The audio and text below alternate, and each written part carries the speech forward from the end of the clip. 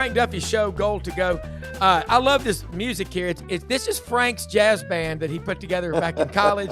Frank, I'm really impressed. But first off, man, love being on here. Get to be on here with you. We just got off our show right before. This is awesome. There's a lot happening at LSU. I'm turning the ball over to you, and we'll start with whatever you want to start with. But I know one thing: LSU next year is going to score some points. Well, this is our start of our 13th show. I'm on with the Garrett Nussmeier show. Again, our most recent quarterback. And that dovetails in what I want to talk about today. You know, of course, Garrett Nussmeier has played his last down. Though, interestingly, he was actually practicing with the team yesterday. Even though he had said he's not going to play in the bowl game, he was out there handing off and, passing, because we just had Colin Hurley go into the transfer portal yesterday. So we know he's not going to be coming back. Excuse me. And, we kind of knew that because he had opted out before the Alabama game anyway. He's really not been with the team. So we knew that was coming. So really Van Buren is our only quarterback that is on scholarship going into next year. So we know we're going to have to get a quarterback at somewhere in the portal. We don't have one that we recruited. We recruited 14 players. We basically have another 11 slots that I know Lane decided he wanted to go for quality over quantity so that we had spots to go shopping with. And by the way, if you hadn't seen, though we're ranked number 11 in the portal and the Rivals ranking for our recruiting class, what's interesting is LSU has the top average of players in the class. We literally have the best average per player rating. So we've got 30 million by my count, 11 spots to go, not counting the ones that keep adding up in the portal. I think we just had our 10th person go into the portal. Only a couple surprises that we wish we would have for next year.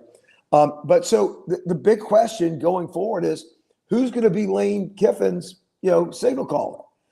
Because Lane is an offensive genius. I think we're going to have a great offense, but who's going to be the guy under center or more aptly in the shotgun? And I think you saw Van Buren, though, serviceable when he came in for Nuss. When Nuss, you just couldn't hide his injury any longer. His poor play, I really think, was a product of that. Some people are saying, oh, no, he wasn't a good quarterback. No, Nussmeier is a pro-style quarterback. He can make every throw in the book last year. His decision-making got a lot better. You will see the kid on Sundays, I assure you. But it was the injury. But you kind of saw, even in that Oklahoma game, we just didn't really have any offense. We just didn't. Yeah. So Van Buren is not the long-term solution. So who is? And since we don't have one in the recruiting class, obviously we're going to the portal. Now, the interesting thing is Trinidad Chambliss, who is the Ole Miss quarterback, who had a phenomenal year under the tutelage of Charlie Weiss Jr. and Lane Kiffin, who has a playoff game coming up tomorrow against Tulane. He has already petitioned the NCAA to get an extra year of eligibility. And as happens, most of the Division II players, when they come from Division II, to the majors, so to speak, and they petition, they normally get the extra year. I know it is in the process at any point in time. There were some erroneous reports yesterday that he had been granted the extra year. I wouldn't be surprised if they were not emanating from someone's basement in Oxford, Mississippi, just throwing mud into the water. But I think over the next week, I think you're going to see him be granted that extra year. And if he does put his name in the transfer portal, which I do believe he will do, I am going out on my second big call of the year, Rob. As I said, Lane Kiffin's definitely coming to LSU 3 weeks before it became official.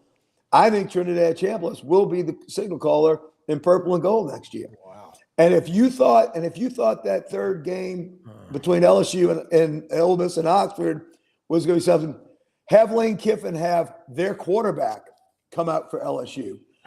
It's going to be incredible. I do think he has the inside track.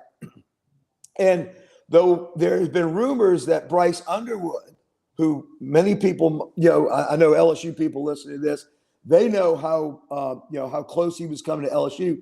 He had been not only one of our recruits and had committed to us for over a year, but he actually, for last year's class, before he flipped and signed with Michigan because of Larry Ellison and his billions and billions and billions and 200 billion. Yeah, some deep pockets, right? And apparently his girlfriend, wife / whatever thought he would be great for Michigan. Before that happened, Bryce Underwood was actually recruiting a lot of kids to come in last year's LSU class. Right. So there was there's a potential for him coming, but like I've said, there's no way LSU is going to pay $12 million of the $30 million for Bryce Underwood. We didn't do it. We weren't going to do it last year. We're certainly not going to do it this upcoming year. And the reason is, with all that money that Bryce Underwood would have gotten from LSU to come here as a freshman, we wouldn't have had the defense that we had. I mean, we had, Delane Mansour and, our defensive backs have been phenomenal this year. Yeah. And you wouldn't have had those had you not had that. So I don't see Bryce Underwood being the quarterback that comes. We got the shot the kid from Arizona State. There's a couple of others that have gone in the portal. But, Rob, I really believe if Trinidad Chambliss gets that extra year, he will be in purple and gold next year. I don't doubt that. And our top source at Ole Miss just texted me and said hadn't been ruled on yet. They may be waiting until after Ole Miss and Tulane play that college football playoff game tomorrow in Oxford. All right, Frank. So Lane Kiffin is a master with the portal. There's a few coaches in the country that are gifted at it, and he's the best. But the high school football in Louisiana, it's great in Mississippi. Ain't that many people. But in Mississippi versus Louisiana's over 5 million. It's the 7th most talent-rich state in America. Alabama's 6th, Mississippi's 9th. So keep that in mind. He's going to have to go to the high school, but he'll choose more than he'll have to recruit. How do you think what kind of balance do you see, portal versus high school? Yeah, I see what you're going to probably get out of this class. 14 that came through recruiting, and there's going to be another 11 that he's going to go through the portal. In fact, we actually had a damn good coach that worked the portal, Brian Kelly, but from most of the rating services, had the best portal class, and Lane Kiffin had the second. Yeah. But over the several years that we've been playing portal, checkers back and forth, Lane has had the most sustained success in the portal. Yeah. And I don't see that changing. And not when you have the type of war chest that LSU, again, from what I'm hearing from all of my sources, the same sources that assured me Lane Kiffin would be an LSU Tigers coach 3 weeks before it actually happened when we went on air to say it's a done deal, which it turned out to be, that the amount of money that we have to spend, I mean, it's going to be an incredible amount of talent that he can bring in. And look, it's coming. What portal opens up? What, January 2nd? Yes. I guarantee you in the first week, if we don't have 7 or 8 new starters especially on the offensive side, more than likely on the offensive line, possibly another one wide receiver, but you're going to have at least 11, strong candidates for heavy playing time coming up. And then you're also now going to be able to replace about 10 players that are on the roster now that have opted for the portal, 2 of which I hate to see going. Kern being one of our offensive linemen, a 5-star offensive lineman. I really don't know why he's leaving, to be quite honest with you. I'm kind of shocked that anyone on offense would be leaving with Lane Kiffin coming in. But the other 8 were not going to be probably getting playing time. They saw the handwriting on the wall. And look, this is no longer a, hey, man, you took one for the team. Even Frank Wilson, our interim coach, is now going to Ole Miss. And he's a New Orleans, recruiting guru. Lane wants his own people. So even with all this back and forth, and we're losing a couple of guys, I think he's easily going to go to the portal and replace them. I see money being spent across the board, and they're not going to be shy about it, because that was part of bringing Lane in, was having that ability to spend this type of money. And you don't get that in Oxford. You just don't. Well, you think about the guys that went heavy back in the late 90s, 2000s with junior college. You'd have a 3 or 4 year run, and then it just dropped off a cliff. Yeah. I can't think of two coaches. I'm going to give you three coaches in recent history who have been phenomenal. Now he's retired. Bill Snyder at Kansas State. Yeah. Unbelievable at mining the JUCO and understanding all that. Kurt Cignetti at Indiana and Lane Kiffin at Ole Miss. Last year, I mean, some years 45, 50 new guys coming in and being able to pull that culture together and be successful. Because this was a rebuild 7-win projection, 8-win for Ole Miss this year. Correct. And Lane Kiffin, they pull off 11-1. That's a big damn deal. And you look at LSU, high school quarterbacks. Go back in the class of 24. Of the 20 players invited to that Elite 11 quarterback camp, 13 of them have already transferred, including the top 5 overall. Do you want to go after guys? I mean, if you're going to go buy a new car, truck, or SUV, you're going to test drive it before you do it. If you've had a year or two with them in the system and they don't do anything, you sell them. Well, buddy, we are creatures of habit.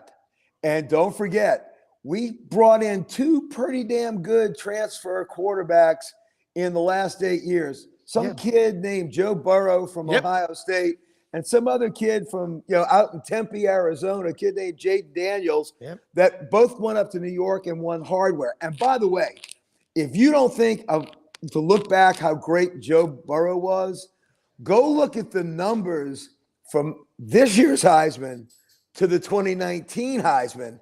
Almost in every category except for interceptions, the numbers are doubled or tripled. It's insane. Even the completion percentage was another 7 points. So look, LSU is going to go to the portal. Yes, I would love to get some stud Louisiana quarterback. And look, we've been spitting out great quarterbacks for years. Terry Bradshaw, Joe Ferguson, the old Buffalo Bills quarterback. Absolutely. Fantastic quarterbacks all the way through the years. But right now it's win now. And you don't think the pressure is going to be on Lane. Let me tell you something. You're making $14 million a year. You damn right the pressure is going to be on to win now. It will not be we're going to give you a lot of time. And look, you hit the ground running with this schedule. Your first SEC game in week 3 is Ole Miss at Ole Miss. Yeah. I mean, it's gonna be on. So I do foresee not only 1 but 2 quarterbacks coming via the portal. Because again, you really need 3 in this game. And I think Van Buren would be a very good, serviceable 3rd-string quarterback. I really don't even think he's a good 2nd-string quarterback. I watched him play against Arkansas, and I watched the Western Kentucky game. And then Oklahoma was a game ripe for the taking. And look, I know we blame our broken coverage on that long play, but really that wasn't it. We could have scored 4 touchdowns, and we wound up getting 3 field goals. So, we're going to the portal. We're going to get our new signal caller, and I have a sneaky feeling Trinidad Chambliss will be trading in powder blue for those iconic white jerseys that LSU wears at home. Trimmed in purple and gold. That's right. John Ferguson would say. Yeah. So now you look at LSU. This year, the defense was really good, but the offense was horrible. But it goes back, and you're right. And I'm certainly again, but the oblique. I mean, that was the problem when you try to throw. You can't throw the ball very far without grimacing in a lot of pain, and that's what Nussmeier. And look, he is a great kid. Let me correct myself too. On the portal, if there's one position where a transfer more often than not does great things for a kid, it's to move the quarterback position. You just got to be in the right system. But I'll go back to Exhibit A, though. This is the 6th or 7th college. TJ Finley's in the portal again. It all started at LSU. Isn't he from Opelousas, Louisiana? I mean, Ponchatoula. That's it. Ponchatoula. Yeah. But here's the thing. TJ Finley came out with a lot of fanfare. He did. And let me tell you something, and this was the 2020 year. This was the COVID year when he was at LSU. We went to y'all. Y'all beat a snot bubble out of us. Y'all beat us. It was like 45 to 48 to 11. Yeah. Yeah, it was ugly. But I watched the kid play against South Carolina, his first time getting a start in Tiger Stadium a week or two before we went to Auburn. Yeah. And he was a great player, right? Yeah. But, the thing about these journeyman quarterbacks, and look, we had another one, Brad, with Johnson's kid. Max Johnson. Max Johnson. Yes. He's like on his 9th team. And both of those, by the way, both of those were our quarterbacks in 2020. They've both spread with the win. So, but look, here's the thing. Not only is quarterback a great position when you pick up in the portal, Rob, but also running back. And it would not surprise me if Lacey is not coming with, Trinidad Chambliss as well. We wound up, having Caleb Jackson, transfer. He's going to be going to the transfer portal as well.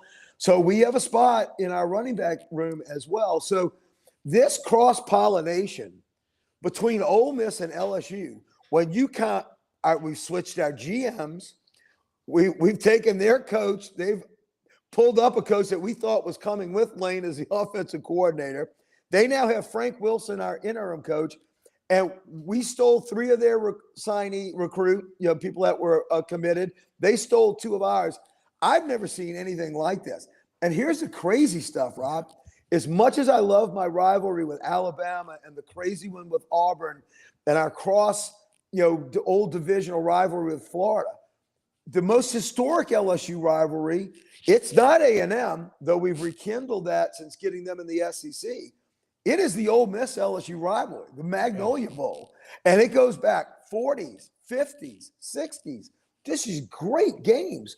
So I'm telling you, that trip, Rob, it's going to be off the charts.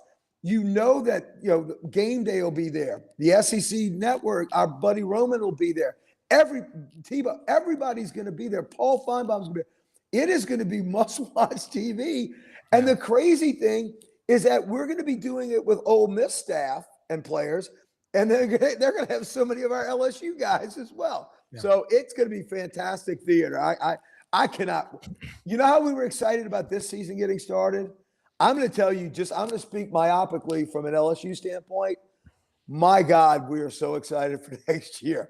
But here's the thing, as you know, sometimes expectations can be a heavy thing to carry, right? Mm-hmm. And so we'll see. Lane Kiffin, I'm just telling you, tweets are nice, or X's, or whatever the hell they call it now. Take all the yoga classes you want, but I'm telling you, at $14 million, and you go through all these things, Lane Kiffin better hit the ground running. We better not be a substandard SEC team like Brian Kelly has. And I don't think we will. I think Lane Kiffin is one of the most brilliant, if not the most brilliant offensive mind in the game. But I think where the rubber's going to meet the road, Rob, I really believe this. I think if he's a better judge of defensive coaches and coordinators, and keeping Blake was a huge deal. Blake Baker not leaving because, Tulane made him an offer. It was the same money. We knew money was not going to be the issue. He decided to stay with a Power 4 team, be under Lane, and run the defense. Because Lane Kiffin's going to say, Blake, I don't even want to hear what's going on in the defensive room. Knock yourself out. I want to be over here. Me and Charlie Weiss Jr., we're going to run what I think is going to be one hell of an exciting offense. You handle the defense. And Blake Baker took us, don't forget, Rob, we were ranked number 81st in defense the year before Blake Baker got there. And on only 2 seasons, we were ranked as a top 15 scoring defense in all of college football. If we get any semblance of that defense that we had this year, and we've got the money to buy the players, especially the D-backs, they can go shut down people on the island, which we had great play from. Yeah. That frees Lane's offense up. I like our chances. Well, if you look at the rivalries in the SEC in the last 10, 15 years, they're not many of them are really that competitive. Alabama's beaten Georgia 10 of the last 12. Alabama's beaten Auburn 6 in a row. You look at Florida, Georgia, that's been way in the favor of Georgia. But Ole Miss, LSU, that might be the most currently competitive rivalry in the Southeastern Conference. Well, in the last 4 years, I will definitely say that. We had that incredible game. I was in Vaught Hemingway two In 23, ago. yeah. Yes.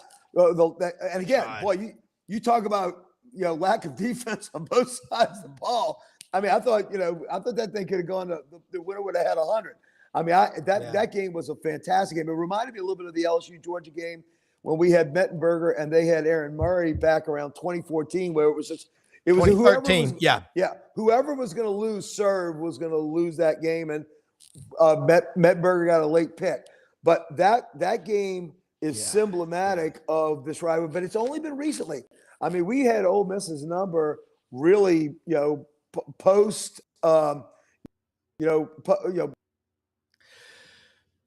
Frank, be back right with us. You're talking about that back and forth with LSU and Ole Miss.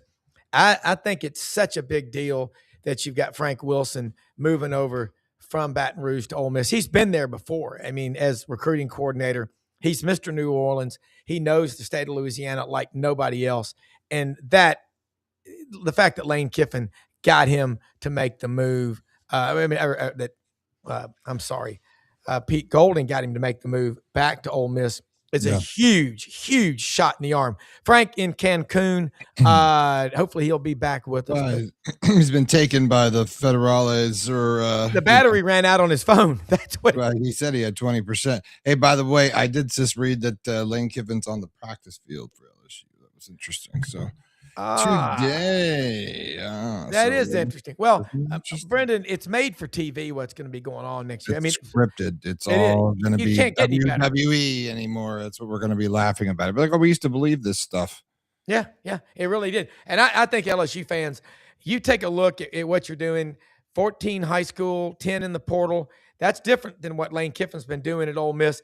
But I think Yancey Porter, who's on our show a lot, Rebel Yell Hotline, said Lane doesn't like to have $25 million worth of NIL sitting on the bench developing. Either you come pulling out of the driveway doing 115, or he's not really that interested. He just doesn't like to suck up to 8th and 9th graders and kind of massage them along. He likes immediate help. So I just see a cry for help in a lot of ways sometimes as a kid looking what's going to break college football. Don't break it, Lane. Don't break it. Yeah, don't break. And you know what? We're going to see if Utah does that private equity deal, you're going to see all of a sudden, whoa, put the brakes on that. LSU has got talent galore in that state. They own that state. And Lane Kiffin, once he starts dialing in state, it's going to be fun to watch. And then now we're going to watch the Trinidad Chambliss, and we'll see it tomorrow when Ole Miss and Tulane play. But wow, if he's the quarterback, like Frank said, at LSU next year, the TV people, Cecil B. DeMills couldn't draw up a better script. I don't know if he'll get the eligibility. So we don't know. I don't know if they want the, if that's the deal. So because we all know it opens up just a tidal wave of insanity. A can of worms. And Jimmy Sexton's like running through the can of worms and leading the charge. He's like, I got more stuff to like. He's leverage. Right there behind the curtain, pulling the levers, making it all happen. God. Looks like Frank has probably been taken into witness protection. Rob, we better wrap it up here. We're going to I'll probably replay some of these shows tonight, and we'll watch everything this weekend. We're going to join us back Monday for SEC Sidelines with Rob Browne, and check out the rest of the stuff for Frank Duffy, right? Duffster, he's out. We appreciate it. We love you. Happy birthday. Happy birthday to him. That's what happened. His birthday present showed up. That's right. And we'll see you all next week. Absolutely. Thank you so much for everybody watching. Sidelines.live. That's right.